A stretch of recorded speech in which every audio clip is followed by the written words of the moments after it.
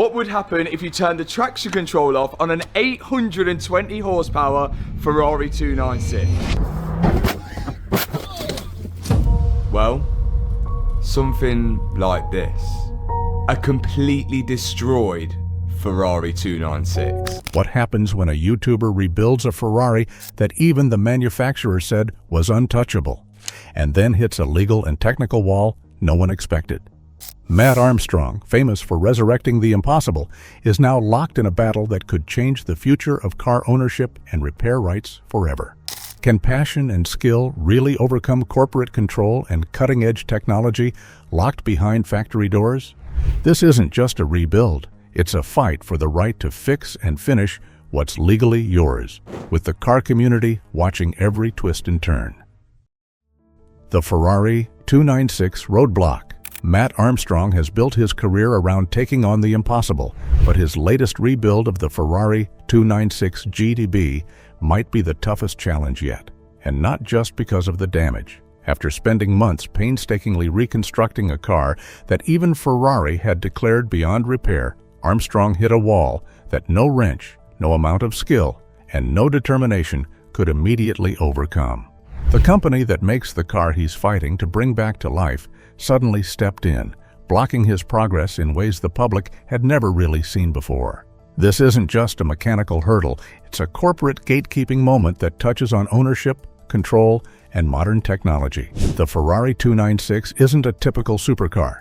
It's a high-tech hybrid with more in common with a rolling computer than a traditional combustion engine machine. The complexities of its systems and the integration of electric drive mean that fixing it requires more than just physical parts and mechanical know-how. When Armstrong tried to start the car, he was met with a digital lockout. The vehicle's hybrid system refused to communicate, keeping the engine silent despite his painstaking efforts. Suddenly, the problem wasn't just about fixing broken parts, but navigating a proprietary, factory-controlled electronic fortress.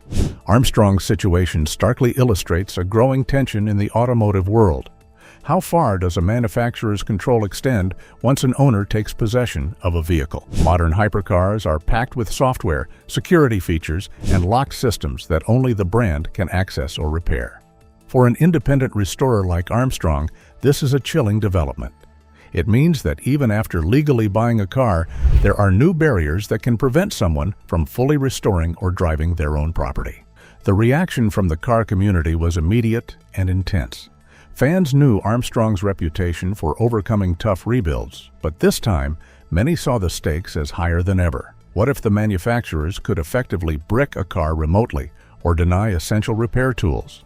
It raises uncomfortable questions about ownership rights in the era of software-controlled vehicles. If a company like Ferrari can enforce these limits, what does it mean for anyone who tries to fix or modify a modern supercar outside official channels? The drama deepened when Ferrari, after initially allowing Armstrong to work in their dealership yard using official tools and parts, suddenly imposed new restrictions. They blocked key replacement parts, especially those tied to the car's identity as a road model being converted to a track-focused challenge spec. This partial cooperation, followed by a sudden shutdown, felt like a trap to many observers, leaving Armstrong with a car that was halfway transformed but unable to move or continue development. This new development marked a turning point in Armstrong's rebuild and turned the spotlight on Ferrari's approach to controlling its cars. It showed how a manufacturer can leverage advanced technology and brand authority not just to protect their reputation, but to control what happens to a vehicle long after it's left their site. While such measures are often justified in terms of safety and liability, they come at a cost, making independent work nearly impossible on these cutting-edge machines. There's also a human element in this conflict. Armstrong isn't some faceless technician. He's a creator with millions of fans who have followed his journey for years. Seeing him blocked in such a public and uncertain way brought a wave of empathy from the community. It's not just about one car or one builder. It's about a fundamental challenge to the spirit of innovation and freedom in automotive culture. As this story unfolded, it became clear that this wasn't just a problem unique to Armstrong or Ferrari. It symbolizes a shift in the relationship between car owners, builders, and manufacturers, one that could reshape restoration and repair rights for years to come. And yet, despite the mounting obstacles, Armstrong continues to push forward, undeterred by what lies in his path. The coming chapters in this battle promise to test not only Armstrong's skills, but the very definitions of ownership and control in the automotive world, with consequences reaching far beyond a single garage or a single rebuild. The extent of the Ferrari 296's damage and the reasons official dealerships gave for declaring it beyond repair make Armstrong's determination all the more remarkable. The extent of the Ferrari 296's damage and the reasons official dealerships gave for declaring it beyond repair make Armstrong's determination all the more remarkable. The damage and the challenge.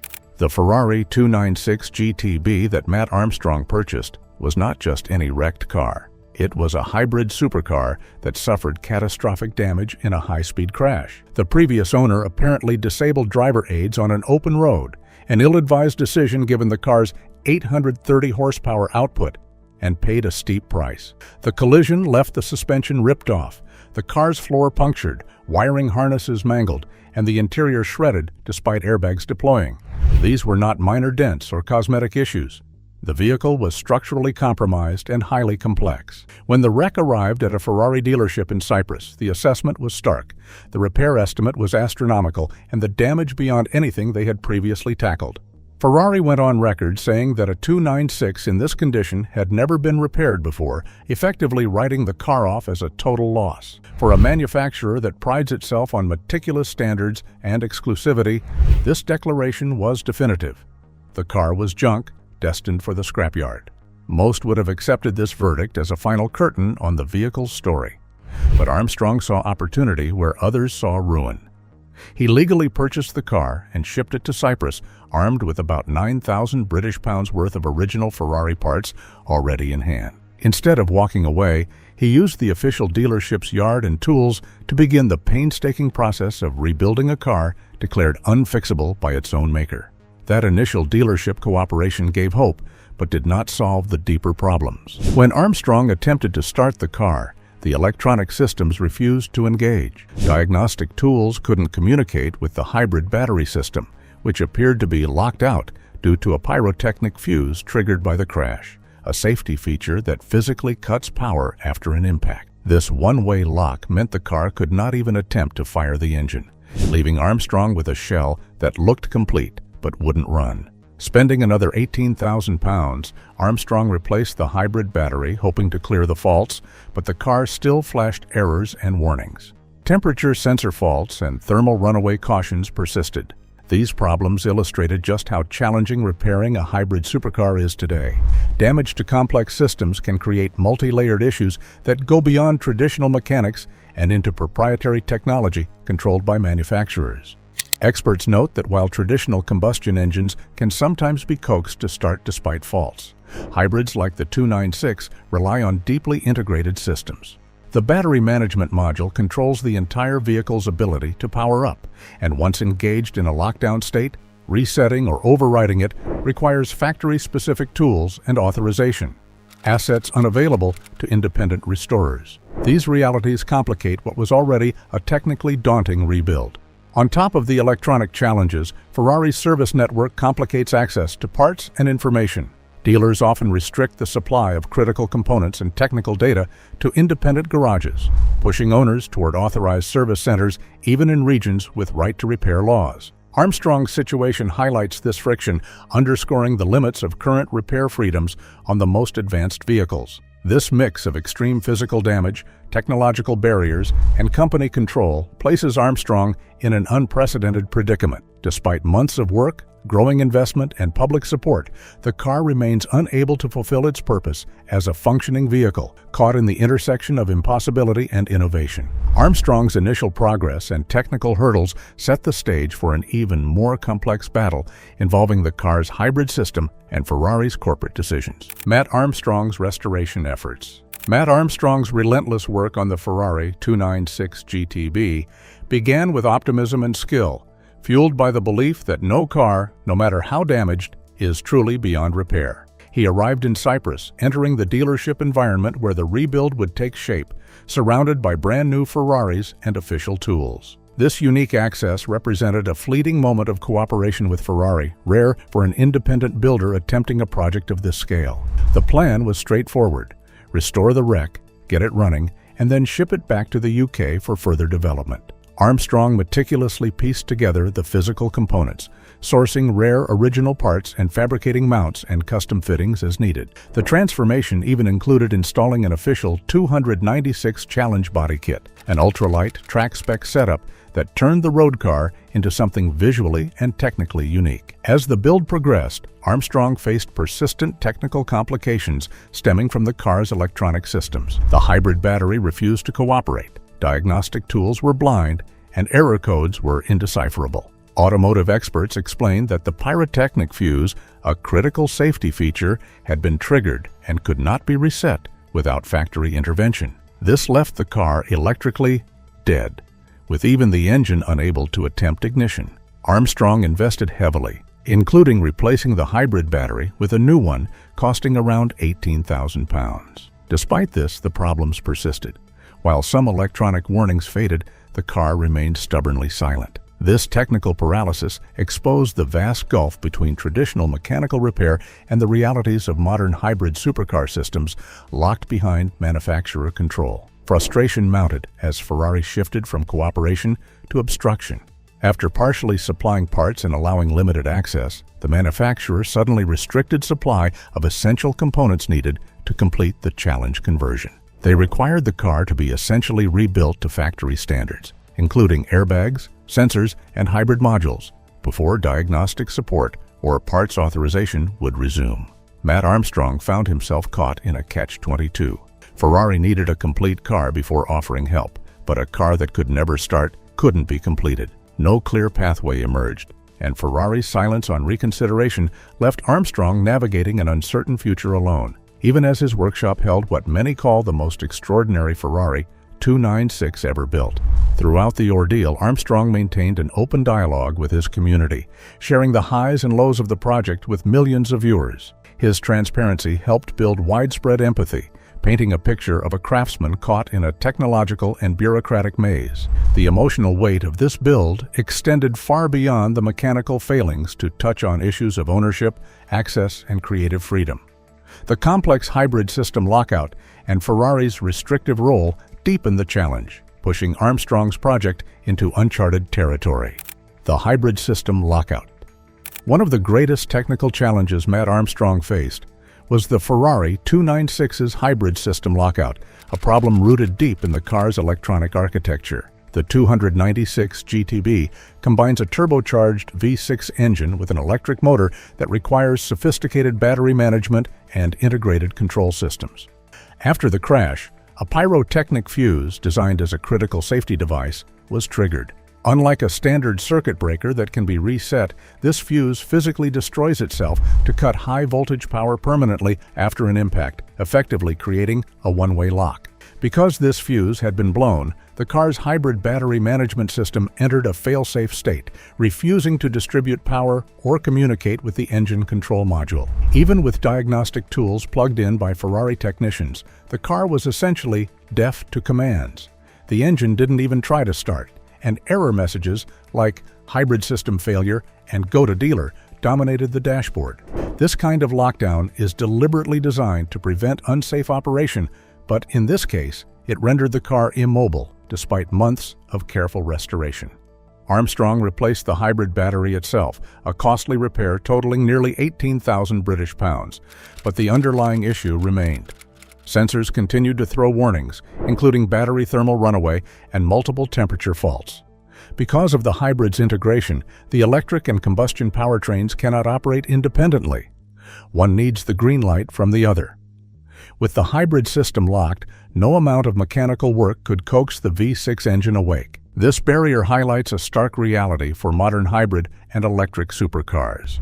Unlike traditional combustion engines, where skilled mechanics can often override sensors or force starts, these vehicles enforce strict electronic controls tied to safety and manufacturer authorization. Access to reset or repair functions relies on proprietary diagnostic equipment and software tools that are closely guarded by manufacturers like Ferrari.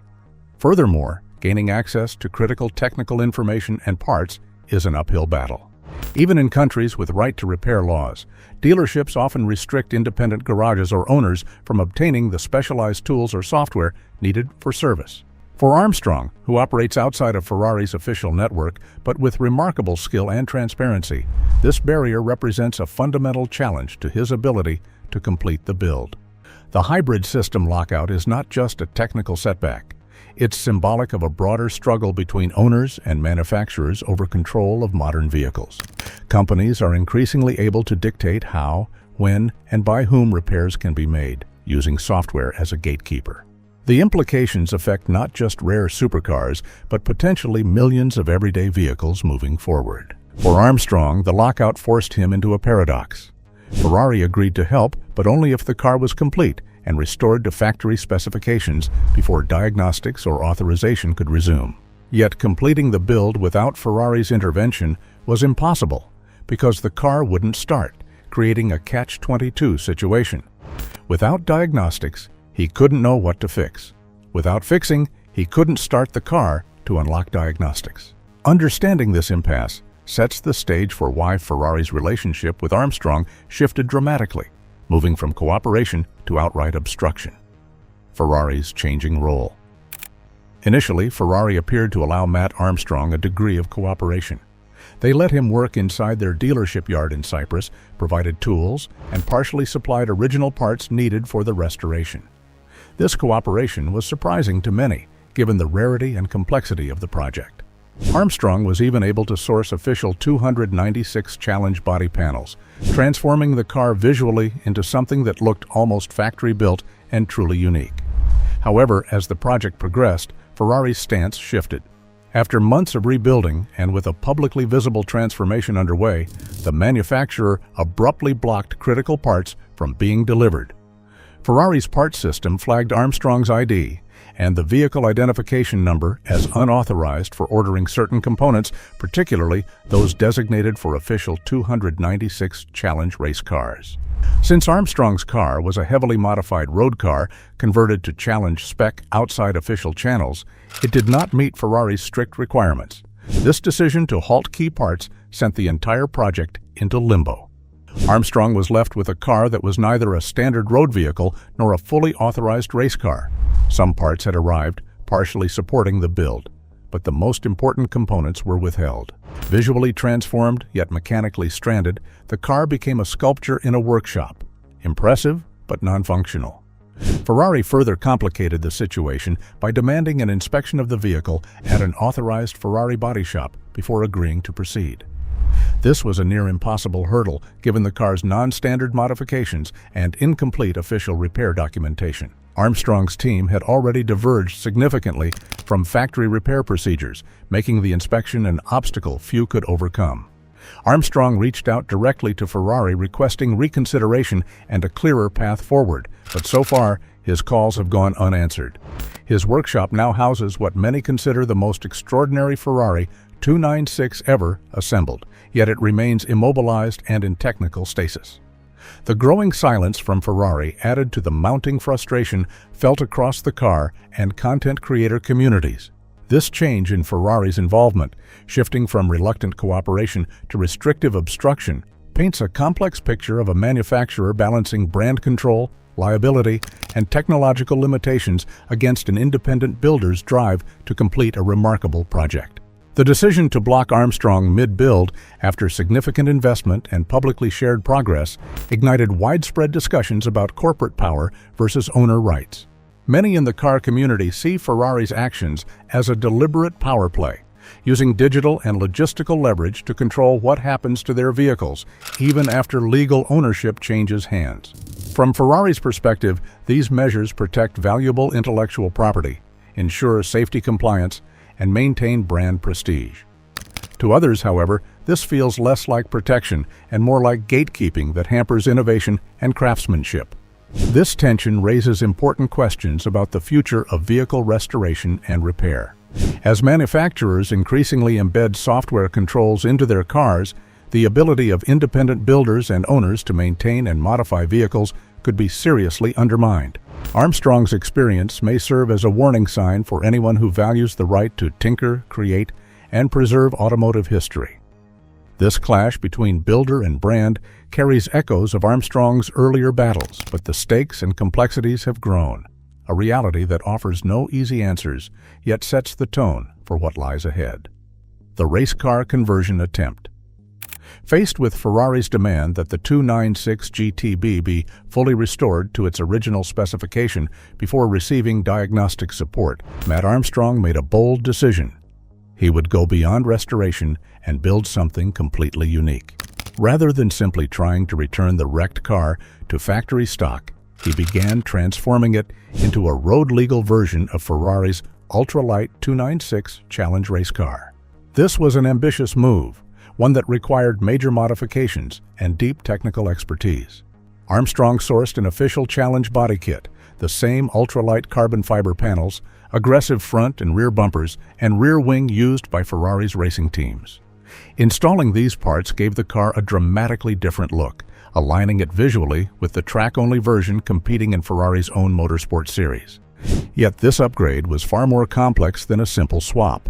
Adapting the road car to accept race parts required fabricating custom mounts, relocating radiators, and reworking piping to fit the new configuration. The conversion project quickly became a race against time and technology, with Armstrong and his team working late hours under the chassis, connecting wires, fitting components, and wrestling with the car's intricate hybrid electronics. They essentially rebuilt the vehicle into a hybrid road race car, something that had never existed commercially. The transformation impressed many in the community and industry, with the car looking almost indistinguishable from Ferrari's official racers. Despite the visual and mechanical progress, the hybrid system issues remained unsolved. The car still wouldn't start. Without a way to reset the electronic lockdown, the conversion was stalled indefinitely. Armstrong's efforts to push forward highlighted the difficult intersection between cutting-edge technology, manufacturer control, and independent creativity. Compounding the challenge, Ferrari began blocking delivery of certain critical parts related to the Challenge conversion. Although some components arrived during earlier stages, key final pieces were withheld under the claim that these race-spec parts could only be supplied to authorized race cars with proper credentials. Armstrong's project, a road car converted in a private workshop, did not qualify according to Ferrari's part system. This partial delivery created a surreal middle ground. The car was visually transformed and partially equipped like a race car, but without all factory parts or software authorization, it was left incomplete and unable to run. Far from a typical restoration, the project entered a mechanical and bureaucratic dead end, becoming a symbol of what happens when innovation clashes with restrictive corporate policies. Attempts to move the project forward through official channels met further obstacles. Ferrari demanded inspections at authorized body shops, but the major modifications and lack of factory documentation made compliance nearly impossible. Armstrong's direct appeals to Ferrari for a cooperative solution remain unanswered, deepening the tension and uncertainty surrounding the build. Despite these setbacks, Armstrong's transformation of the 296 has captured imaginations worldwide as an audacious example of independent craftsmanship trying to break through the layers of manufacturer control. The project underscores a growing debate about who ultimately controls these advanced machines, the original builder or a distant corporation. Beyond Ferrari, Armstrong's struggle recalls an earlier and highly publicized battle with another hypercar manufacturer, revealing just how widespread these challenges have become. The Bugatti comparison. Matt Armstrong's difficulties with Ferrari echo a previous legal and technical standoff he faced with Bugatti, making the current crisis all the more poignant. Armstrong previously undertook an ambitious restoration of a totaled Bugatti Chiron, an undertaking that also brought him into direct conflict with a manufacturer fiercely protective of its brand and technology. The Bugatti feud was widely covered and left a lasting impression on the car community, highlighting the tension between manufacturer control and independent restoration. The Bugatti situation unfolded more transparently. Bugatti explicitly declined to supply necessary parts for the rebuild and challenged Armstrong's claims publicly, engaging in a heated back and forth on social media. The fight was raw and clear-cut. Bugatti said no, Armstrong refused to stop, and the community was deeply divided. It became a high-profile example of the right to repair debate escalating into a corporate showdown. In contrast, Ferrari's approach with Armstrong has been more complex and arguably more damaging, sparking widespread claims that it is even worse than the Bugatti saga. Rather than an outright refusal from the start, Ferrari initially supplied parts and allowed Armstrong's work to progress, only to block critical components later in the process. This partial cooperation, followed by a sudden refusal, feels, to many, like a trap that stranded Armstrong with a car that can neither be driven nor finished. The timing of Ferrari's obstruction raises the stakes dramatically. It came after substantial months of investment, public exposure, and a car community fully behind Armstrong's build. Walking away mid-project at this stage isn't just a matter of business. It threatens Armstrong's reputation, financial stability, and the broader hope for independent automotive creativity. There is also a significant qualitative difference regarding technology control. The Bugatti dispute focused primarily on physical components and visible parts supply. With Ferrari, the conflict is layered with software and electronic control issues that prevent the car's basic functioning without proprietary intervention. Ferrari holds a digital key to Armstrong's car that no amount of mechanical skill can bypass. This level of control extends beyond traditional brand protection. It carries a chilling implication that companies can decide when their cars run or don't, regardless of legal ownership. That raises profound questions about the balance of power in modern automotive ownership and sparks debates over consumer rights and regulatory oversight. The Bugatti comparison offers a valuable lens through which to view Armstrong's Ferrari troubles. It shows a pattern emerging where hypercar brands use their vast resources to assert control well beyond commerce, dictating how, when, and even if legal owners can maintain their own vehicles. With these challenges in mind, the wider implications for ownership and repair rights loom large, calling for a reckoning in the automotive world itself. Industry impact and right to repair. Matt Armstrong's battle with Ferrari is emblematic of a growing struggle across the entire automotive industry, where the right to repair is rapidly becoming a critical issue. As modern cars get more technologically complex, fitted with advanced electronics, software locks, and hybrid or electric powertrains, the traditional relationship between owners and manufacturers is shifting. Ownership no longer guarantees full control over your vehicle. Instead, software-based restrictions can limit if, when, and how repairs happen, raising serious questions about consumer rights. The core of this debate centers on whether manufacturers should have the power to permanently disable or restrict access to a car's operating system, even after it changes hands. For vehicles like the Ferrari 296 GTB, digital keys effectively control physical hardware.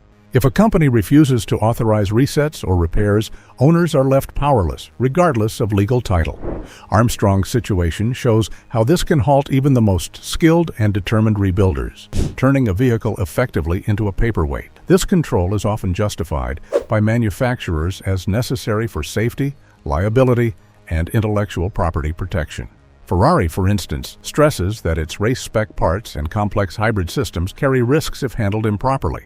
Restricting access ensures these components are maintained by certified experts to prevent accidents. While this reasoning has merit, it clashes with the desire of many enthusiasts and independent garages to repair, modify, and preserve vehicles without prohibitive barriers. The right to repair movement has gained momentum worldwide, advocating for laws that guarantee consumers and independent mechanics access to diagnostic tools, parts, and technical information. Some regions have enacted legislation pushing manufacturers to comply, but enforcement remains uneven. Armstrong's experience underscores that in practice, access can still be heavily restricted, especially for high-end vehicles loaded with proprietary technology. For the automotive industry, this clash forces a reckoning between innovation, safety, and ownership freedoms. As manufacturers develop increasingly software-driven vehicles, they must balance protecting technological investments with respecting consumer rights. Failure to do so risks alienating a passionate, influential community of car enthusiasts, builders, and creators who have traditionally been vital to automotive culture. Armstrong's stalled Ferrari 296 project is more than a personal setback. It serves as a case study with potential regulatory and industry-wide ramifications. Policymakers and consumer advocates are watching closely. How manufacturers handle such conflicts today could shape the future landscape for millions of car owners, especially as electric and hybrid models become the norm. The questions raised also extend into the legal realm. Could a manufacturer's refusal to unlock software or supply parts be challenged as unfair or anti-competitive? Will laws evolve to ensure digital rights accompany physical ownership? These debates are active and rapidly evolving, with Armstrong's ordeal sitting at their center. Despite the challenges, stories like Armstrong's highlight the resilience and creativity of independent builders. His commitment fuels a larger pushback against restrictive controls, inspiring discussion and action within the car community and beyond. They remind us that the fight for repair rights is also a fight for freedom, creativity, and the preservation of automotive heritage. Matt Armstrong's Ferrari 296 rebuild isn't just about one car. It's a spotlight on an industry at a crossroads. As technology evolves, so do the challenges of ownership and repair. If you found this story compelling, don't forget to like and subscribe for more deep dives into the automotive world. Your support helps keep these important conversations alive.